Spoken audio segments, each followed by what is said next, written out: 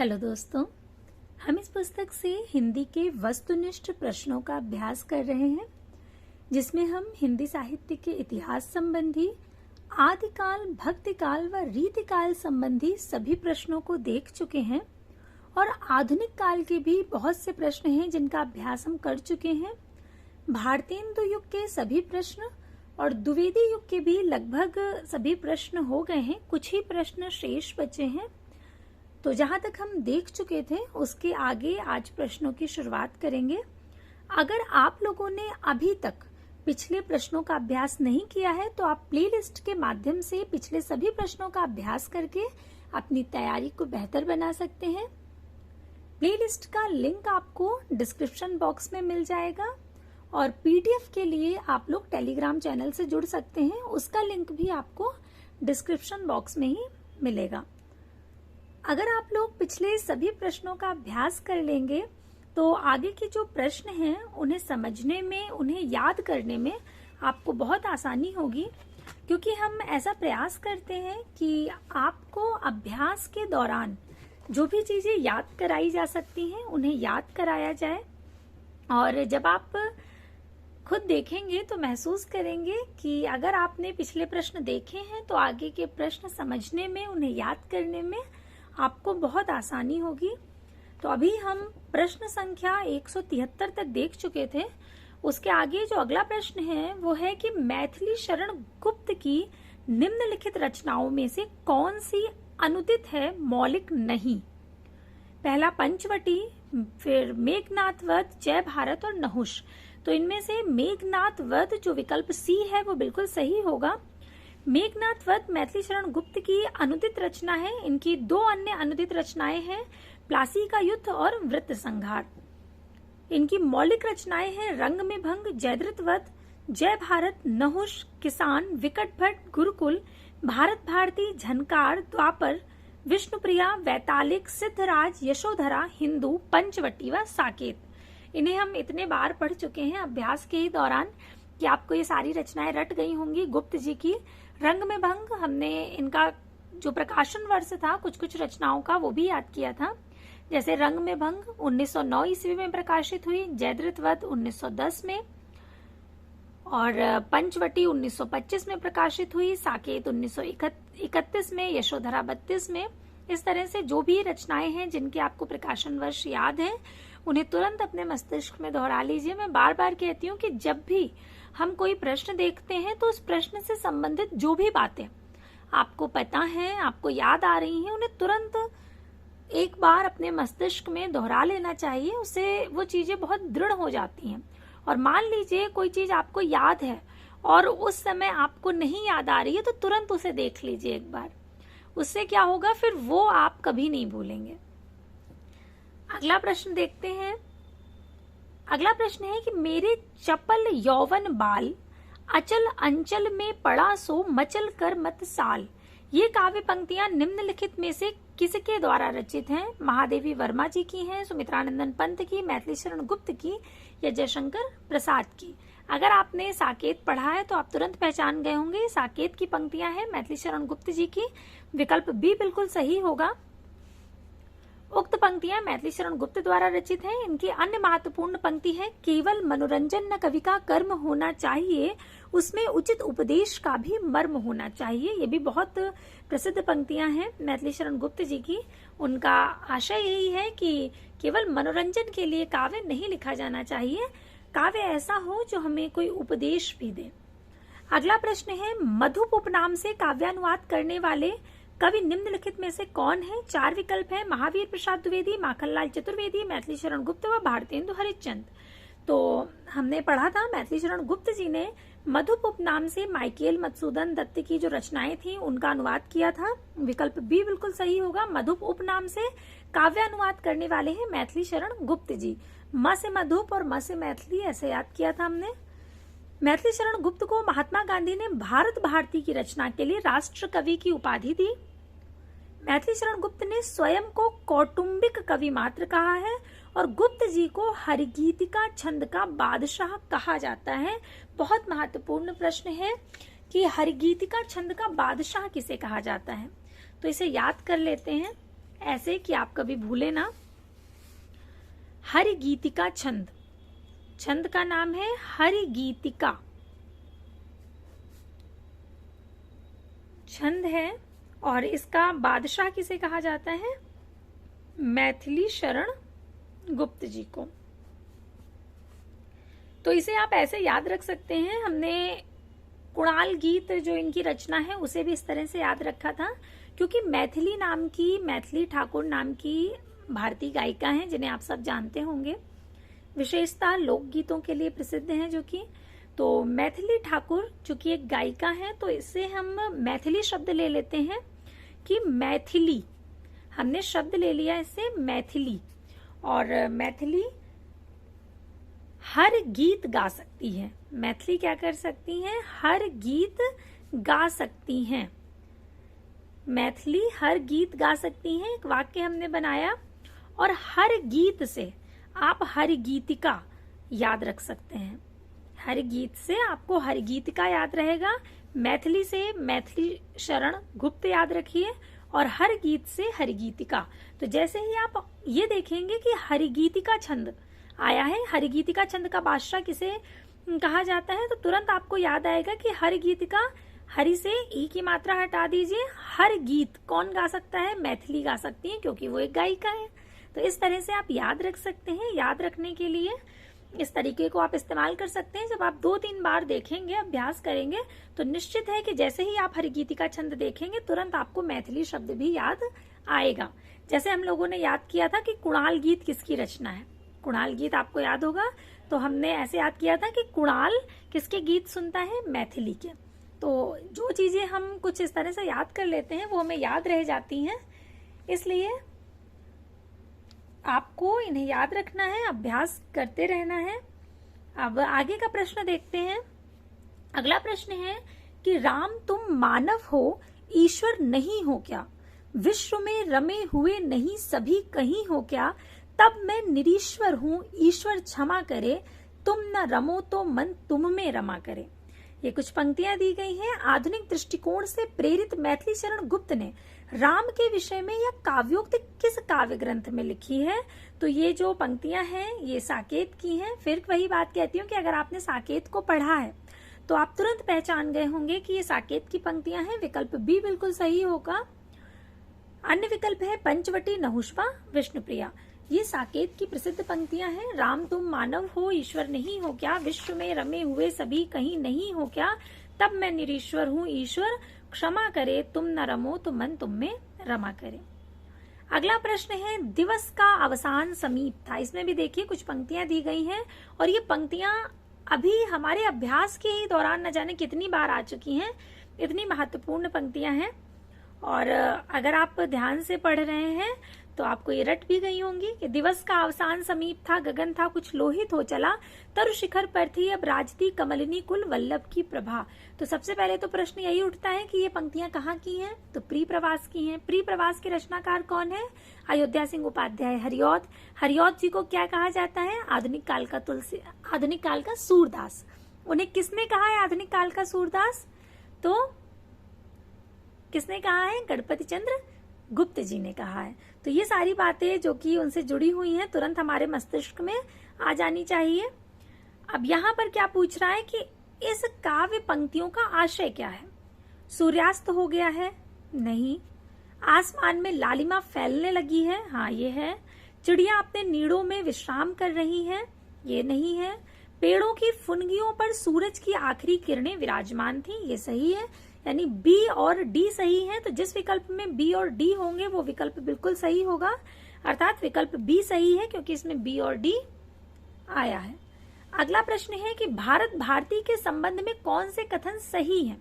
भारत भारती किसकी रचना है? मैथिली शरण गुप्त जी की रचना है, जो कि 1912 ईस्वी में प्रकाशित हुई थी, और जिसके कारण इन्हें महात्मा गांधी जी से राष्ट्र कवि की उपाधि मिली थी, जो कि 3 भागों में विभाजित है, अतीत खंड, वर्तमान खंड और भविष्यत खंड। ये कुछ महत्वपूर्ण बातें जो भारत भारती के संबंध में हमने पढ़ी थी। तो अब हम देखते हैं। पहला है कि भारत भारती की रचना मुसद्दे मुद्दो जजे इस्लाम की प्रेरणा से हुई है। दूसरा है राष्ट्रीय सांस्कृतिक चेतना जगाने में यह कृति विफल रही। तो ऐसा तो नहीं है, विफल नहीं रही है, जबकि इसने एक चेतना जगाई थी जिसके कारण इनकी जो कृति थी भारत भारती उस पर प्रतिबंध भी लगा दिया था अंग्रेजों ने। अगला है गुप्त जी भारत दर्पण के लेखक ब्रजमोहन दत्तात्रेय कैफे से भी प्रभावित थे। बिल्कुल सही है, ये हमने पढ़ा भी था। और अगला है इसमें आद्यंत भारत की दयनीय स्थिति का वर्णन किया गया। ऐसा नहीं है, आपको बताया और दिखाया भी था। आपको भारत भारती पुस्तक दिखाई भी थी। उसमें 3 भागों में विभाजित है, अतीत, वर्तमान और भविष्य। तो उसमें अतीत का भी वर्णन है, वर्तमान का भी है और भविष्य का भी है। ऐसा नहीं है कि दयनीय स्थिति का ही वर्णन किया गया है। इसके हिसाब से ए और सी बिल्कुल सही होंगे। तो ए और सी किस में आ रहे हैं? विकल्प ए में आ रहे हैं, इसलिए विकल्प ए बिल्कुल सही होगा। अगला प्रश्न है, अच्छी हिंदी बस एक ही व्यक्ति लिखता था, यह कथन किस आलोचक ने किसके बारे में कहा है? तो ये कथन कहा है महावीर प्रसाद द्विवेदी जी ने बाल मुकुंद गुप्त जी के बारे में। ध्यान रखिएगा, अच्छी हिंदी बस एक ही व्यक्ति लिखता है, किसने कहा? महावीर प्रसाद द्विवेदी जी ने कहा। किसके विषय में कहा? तो बाल मुकुंद गुप्त जी के विषय में कहा है। आप लोगों ने पढ़ा होगा कि बाल मुकुंद गुप्त जी और महावीर प्रसाद द्विवेदी जी के मध्य में एक शब्द को लेकर एक बार बड़ा विवाद खड़ा हुआ था। ये शब्द है वो जो आपके सामने लिख रही हूं, अस्थिरता। ये शब्द प्रयोग किया था महावीर प्रसाद द्विवेदी जी ने। चूंकि महावीर प्रसाद द्विवेदी व्याकरण के, आप कह सकते हैं व्याकरण के लिए खड़े होने वाले या कि हिंदी भाषा को व्याकरणबद्ध करने वाले महावीर प्रसाद द्विवेदी जी ही थे, और उन्होंने अपने एक लेख में इस शब्द का प्रयोग किया था। किसने? महावीर प्रसाद द्विवेदी जी ने, जिस पर आपत्ति जताई थी बाल मुकुंद गुप्त जी ने। बाल मुकुंद गुप्त जी ने कहा कि ये शब्द जो है वो गलत है, ऐसा उनका मानना था। वो ये कह रहे थे कि महावीर प्रसाद द्विवेदी जी को व्याकरण की दृष्टि से इस शब्द को सही साबित करना चाहिए कि ये शब्द सही है, क्योंकि हम लोग स्थिरता और अस्थिरता ये 2 शब्द इस्तेमाल करते हैं, लेकिन ये शब्द अलग था, जिस पर बाल मुकुंद गुप्त जी ने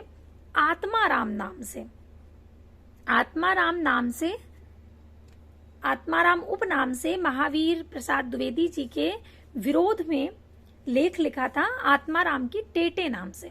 ये जब आप आगे पढ़ेंगे तो ये सारी चीजें बार बार पूछी जाएंगी, इसलिए बता रही हूँ आपको विस्तार में। ध्यान रखिएगा, ये शब्द बहुत बार शब्द भी पूछा जाता है कि किस शब्द को लेकर के विवाद खड़ा हुआ था। तो आपके सामने लिखा हुआ है, उन्होंने यानी बाल मुकुंद गुप्त जी ने किस उपनाम से विरोध किया था लेख लिख करके? तो आत्माराम नाम से।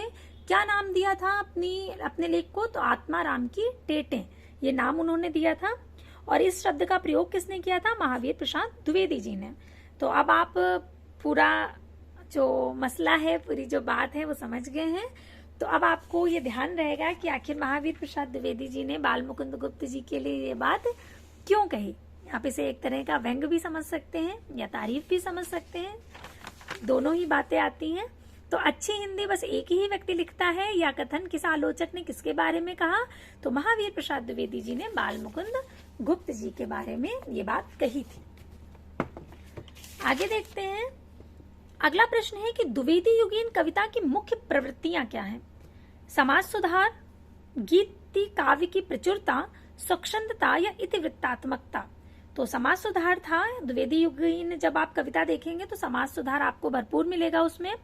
और इतिवृत्तात्मकता तो द्विवेदी युग की एक प्रमुख विशेषता है ही। जब भी हम द्विवेदी युग की विशेषताएं पढ़ते हैं तो उसमें इतिवृत्तात्मकता अवश्य ही हमें दिखती है। तो ए और डी सही है, अर्थात विकल्प सी सही होगा, ए और डी। दी गई प्रवृत्तियों में समाज सुधार एवं इतिवृत्तात्मकता द्विवेदी युगीन कविता की प्रमुख प्रवृत्तियां हैं। डॉक्टर नगेंद्र ने द्विवेदी युग को जागरण सुधार काल नाम से अभिहित किया है, और इसकी जो समयावधि निर्धारित की है वो 1900 से 1918 ईस्वी तक निर्धारित की है। ये जब हमने शुरुआत करी थी आधुनिक काल के प्रश्नों की, तब आपको डॉक्टर नगेंद्र का पूरा जो विभाजन उन्होंने जिस हिसाब से किया है वो पूरा विभाजन आपको पढ़ाया गया था। तो अगर आपने ध्यान से पढ़ा है तो आपको याद होगा कि उन्होंने नाम दिया है जागरण सुधार काल और समय निर्धारित किया है 1900 से 1918। आचार्य रामचंद्र शुक्ल जी जो है वो द्विवेदी युग को नई धारा द्वितीय उत्थान कहते हैं। जैसा कि आपको बताया था कि शुक्ल जी ने पूरा जो विभाजन किया है वो बिल्कुल अलग है। उन्होंने गद्य खंड को अलग रखा, काव्य खंड को अलग रखा है और इस तरह से नई धारा प्रथम उत्थान, नई धारा द्वितीय उत्थान इस तरह से विभाजित किया है। भारतेंदु युग को वो नई धारा प्रथम उत्थान कहते हैं, द्विवेदी युग को नई धारा द्वितीय उत्थान।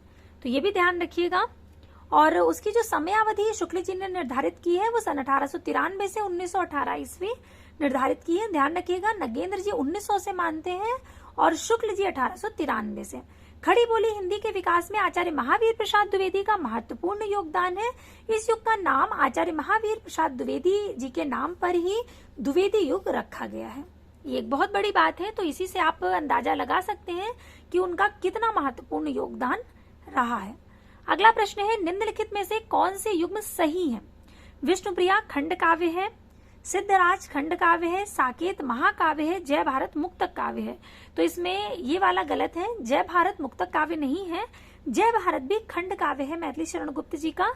तो पहला, दूसरा और तीसरा बिल्कुल सही है। इसके अनुसार विकल्प सी सही होगा, पहला, दूसरा और तीसरा सही है। विष्णुप्रिया खंड काव्य है मैथिली शरण गुप्त जी का, सिद्धराज खंड काव्य है मैथिली शरण गुप्त जी का, साकेत महाकाव्य है मैथिली शरण गुप्त जी का और जय भारत खंड काव्य है मैथिली शरण गुप्त जी का। अगला प्रश्न देखते हैं कि हिंदी में ऋतु संहार के रचयिता कौन है? भारतेंदु हरिश्चंद्र, ठाकुर जगमोहन सिंह, गुरु भक्त या श्रीधर पाठक। तो हिंदी में ऋतु संहार के जो रचयिता है वो श्रीधर पाठक है। विकल्प डी बिल्कुल सही होगा। हिंदी में ऋतु संहार के रचयिता श्रीधर पाठक हैं। श्रीधर पाठक खड़ी बोली के प्रथम स्वच्छंदतावादी कवि हैं। श्रीधर पाठक की जो प्रमुख कृतियां हैं वो कश्मीर सुषमा जो कि ब्रज भाषा में है, वनाष्टक, देहरादून, भारत गीत, जगत सच्चाई सार, स्वर्गीय वीणा, धन विजय व गुणवंत हेमंत इत्यादि हैं। भारतेंदु हरिश्चंद्र की प्रमुख कृतियां जो हैं उनमें भक्ति सर्वस्व, प्रेम मालिका, कार्तिक स्नान, प्रेम सरोवर आदि आती हैं। ठाकुर जगमोहन सिंह की रचनाएं प्रेम संपत्ति लता, श्यामा सरोजनी, देवयानी इत्यादि हैं। अगला प्रश्न है कि निम्नलिखित में से कौन सी रचना गया प्रसाद शुक्ल सनेही की नहीं है? पूछा गया है। तो निम्नलिखित में से प्रेम पचीसी, कुसुमांजलि, स्वप्न व कृषक क्रंदन, इनमें से कौन सी रचना गया प्रसाद शुक्ल सनेही जी की नहीं है? तो जो स्वप्न रचना है वो गया प्रसाद शुक्ल सनेही जी की नहीं है। विकल्प बी बिल्कुल सही होगा। अन्य विकल्प है प्रेम पचीसी, कुसुमांजलि व कृषक क्रंदन। ये तीनों ही गया प्रसाद शुक्ल सनेही जी के हैं। बस जो स्वप्न है ये गया प्रसाद शुक्ल सनेही जी का नहीं है। निम्नलिखित में से स्वप्न जो कि 1929 ईस्वी में प्रकाशित हुआ था, ये गया प्रसाद शुक्ल सनेही जी की रचना नहीं है बल्कि ये राम नरेश त्रिपाठी जी की रचना है। राम नरेश त्रिपाठी की अन्य रचनाएं हैं मिलन, पथिक, मानसी व कविता कौमुदी आदि। जबकि प्रेम पचीसी, कुसुमांजलि, कृषक क्रंदन, राष्ट्रीय वीणा, करुणा कादम्बनी, त्रिशूल तरंग आदि रचनाएं गया प्रसाद शुक्ल सनेही जी की हैं। अगला प्रश्न है, द्विवेदी युग नामकरण किया गया है आचार्य हजारी प्रसाद द्विवेदी के नाम पर, शांति प्रिय द्विवेदी जी के नाम पर, महावीर प्रसाद द्विवेदी जी के नाम पर या सोहन लाल द्विवेदी जी के नाम पर? तो आपको याद रखना है महावीर प्रसाद द्विवेदी जी के नाम पर द्विवेदी युग का नामकरण किया गया है। बहुत लोग इसमें भ्रमित हो जाते हैं और वो हजारी प्रसाद द्विवेदी, उन्हें याद आ जाता है कि हजारी प्रसाद द्विवेदी जी के नाम पर किया गया है, जबकि ऐसा नहीं है। ध्यान रखिएगा कि महावीर प्रसाद द्विवेदी जी के नाम पर किया गया है। इसको आप ऐसे याद रख सकते हैं कि बहुत वीर थे वो जिनके नाम पर नामकरण किया गया द्विवेदी युग का। तो महावीर इस तरह से आप याद रख सकते हैं, महावीर प्रसाद द्विवेदी जी। अगला प्रश्न है, जगत सच्चाई सार कविता की रचयिता कौन है? तो अभी हमने पढ़ा श्रीधर पाठक की, जो हमने रचनाएं पढ़ी थी उनमें आया था जगत सच्चाई सार। किसकी रचना है? श्रीधर पाठक की। जगत सच्चाई सार, कश्मीर सुषमा जो कि उनकी ब्रज भाषा में है, देहरादून, भारत गीत आदि द्विवेदी युग के स्वच्छंदतावादी कवि श्रीधर पाठक की काव्य कृतियां हैं। श्रीधर पाठक द्वारा जो अनुदित काव्य हैं वो इस प्रकार दिए गए हैं नीचे। ये भी बहुत महत्वपूर्ण है। इनकी जो मूल रचना है, मूल रचनाकार है और जो अनुदित रचना के नाम है, ये सब पूछे जाते हैं, बहुत बार पूछे गए प्रश्न हैं। तो जो मूल रचना है वो शेफर्ड एंड फिलोसफर है गोल्ड स्मिथ की, जिसका अनुवाद उन्होंने गडेरिए और दार्शनिक नाम से किया। हर्मिट गोल्ड स्मिथ की है, जिसका उन्होंने एकांतवासी योगी नाम से अनुवाद किया। इसे हमने पढ़ा था कि एकांतवासी योगी की जो उन्होंने रचना की है वो ख्याल या लावनी शैली में की है। डेजर्टेड विलेज गोल्ड स्मिथ का है, जिसको उन्होंने उजड़ ग्राम नाम से अनुदित किया। ट्रेवलर ये भी गोल्ड स्मिथ का है, जिसे उन्होंने शांत पथिक नाम से अनुवादित किया था। और ऋतु संहार कालिदास का है संस्कृत में। अगर आप लोगों ने संस्कृत ली होगी अपने बीए में तो आपने पढ़ा भी होगा, जो कि इन्होंने अनुदित किया श्रीधर पाठक जी ने ऋतु संहार नाम से ही। इसका नाम जो है वो बदला नहीं है, वही नाम है, बस इसे अनुदित करा है श्रीधर पाठक जी ने। और वैसे ये किसका है? मूल रूप से कालिदास जी का। अगला जो प्रश्न है वो है कि हिंदी में स्वच्छंदतावाद का कवि कौन कहा जाता है? तो अभी हम उनके विषय में पढ़ रहे थे, श्रीधर पाठक जी के विषय में। इन्हें ही हिंदी में स्वच्छंदतावाद का प्रवर्तक माना जाता है। और विकल्प सी बिल्कुल सही होगा। श्रीधर पाठक खड़ी बोली हिंदी के प्रथम स्वच्छंदतावादी कवि हैं। इनके द्वारा रचित जो मौलिक और अनुदित रचनाएं हैं वो इस प्रकार हैं। मौलिक रचनाओं में वनाष्टक, देहरादून, भारत गीत, जगत सच्चाई सार, स्वर्गीय वीणा, सांध्य अटन व गुणवंत हेमंत आदि हैं। और अनुदित रचनाओं में गडेरिया और दार्शनिक, एकांतवासी योगी, उजड़ ग्राम, शांत पथिक, ऋतु संहार आदि आते हैं। अगला प्रश्न है, निम्नलिखित में से कौन सी रचना अयोध्या सिंह उपाध्याय हरिऔध की नहीं है? तो अभी हमने बार बार उनकी रचनाओं के विषय में पढ़ा है। पिछली क्लास भी अगर आपने ध्यान से पढ़ी है तो उसमें भी हमने हरिऔध जी की रचनाएं देखी हैं। तो इनमें से चोखे चौपदे हरिऔध जी का ही है, वैदेही वनवास भी हरिऔध जी का है, चुभते चौपदे भी हरिऔध जी की ही रचना है। लेकिन विचित्र विवाह हरिऔध जी की रचना नहीं है। विचित्र विवाह रामचरित उपाध्याय द्वारा रचित एक काव्य ग्रंथ है। हरिऔध जी की जो प्रसिद्ध रचनाएं हैं उनमें प्रिय प्रवास, हरिऔध सतसई, मर्म स्पर्श, कल्पलता, कृष्ण शतक, प्रेम प्रपंच, रसिक रहस्य, प्रेमांबु वारिधि, प्रेमांबु प्रवाह, फूल पत्ते, ग्राम गीत, वैदेही वनवास, पद्म प्रसून, चुभते चौपदे, चोखे चौपदे, पारिजात, बोलचाल, रस कलश इत्यादि हैं। रस कलश एक रीति ग्रंथ है, इसको हमने याद किया था। ये ब्रज भाषा में लिखा हुआ है। इसे हमने कैसे याद किया था कि रीति है कि कलश को लेकर के कहाँ जाते हैं? ब्रज ले जाते हैं। इस तरह से हमने याद किया था। रस कलश हरिऔध की रचना है और ये एक रीति ग्रंथ है।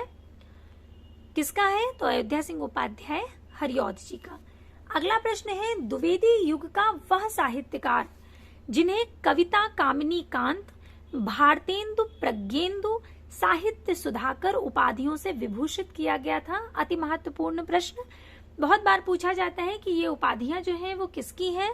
तो ये नाथूराम शर्मा शंकर जी की हैं। विकल्प ए बिल्कुल सही होगा, नाथूराम शर्मा शंकर। द्विवेदी युग के साहित्यकार नाथूराम शर्मा शंकर को कविता कामिनी कांत, भारतेंदु, प्रज्ञेंदु, साहित्य सुधाकर आदि उपाधियों से विभूषित किया गया था।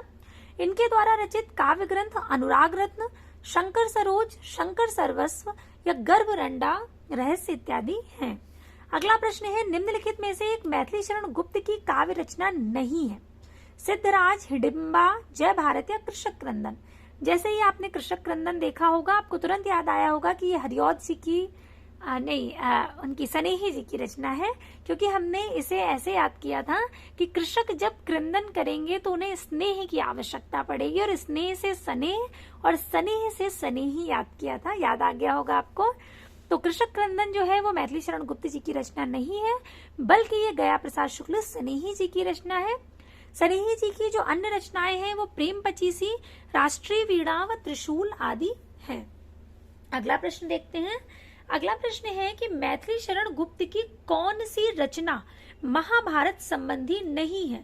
4 विकल्प हैं, वन वैभव, वक संहार, शक्ति व सैरंध्री। तो इसमें जो शक्ति है वो महाभारत संबंधी नहीं है।